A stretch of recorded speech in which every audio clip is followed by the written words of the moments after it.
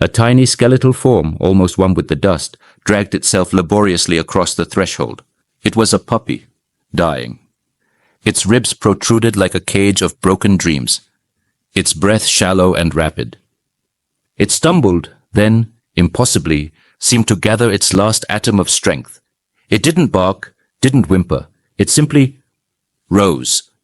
On trembling hind legs, front paws weakly pressed together, its clouded eyes met Nala's. In the lioness's den, the air was thick with the scent of dried blood and the lingering sorrow of recent loss. Nala, queen of this shadowed domain, lay stretched, her magnificent frame still burdened by a grief that no hunt, no roar could dispel. It was a silent, desperate plea.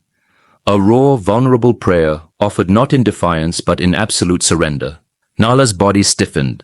A low, warning growl, deep in her throat, abruptly died as she saw this minuscule intruder. Her eyes, clouded by sorrow, churned with confusion and a flicker of anger. Why would this frail, dying pup trespass upon her sanctuary? Its weak gaze held no fear, only a pure, heart-wrenching supplication, as if mirroring her own helpless despair. This was not prey. This was a communion of souls, making her heart, already shredded by the loss of her cubs, ache with renewed intensity. Her massive frame tensed, not with aggression, but with a sudden, searing jolt of recognition. The puppy collapsed inches from her massive paw, a final, pitiful sigh escaping. Nala felt an alien impulse. Her large, rough tongue gently nudged the tiny form. No growl, no predatory instinct, only an overwhelming empathy. The puppy seemed to sense an unexpected reprieve, stirring weakly. Nala knew, with a primal certainty, that this tiny life wasn't begging for its life, but for a chance to live, a comfort she herself yearned to give. She shifted, her warm, majestic body forming a protective wall around the trembling pup, a silent invitation for it to rest within her formidable embrace. For the next few days, Nala became the most unlikely of guardians. She would bring back smaller kills, carefully tearing off tender meat for the pup. She licked its matted fur clean, providing warmth. She protected it from scavengers. She didn't teach it to hunt, but to heal, to trust, to lean into her warmth. The pup's recovery was slow and uncertain, but Nala's resolve never wavered. Each tiny flicker of life from the pup, each wag of its tail, rekindled a spark within her.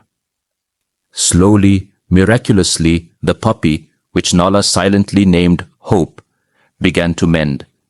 Its emaciated frame gradually filled out. Its fur grew sleek and shiny. Its eyes sparkled with new vitality. Hope followed Nala like a shadow, sleeping curled against her warm flank. They were an odd pair, yet their bond was undeniable. Hope's playful nips and excited tail wags filled the void left by Nala's cubs.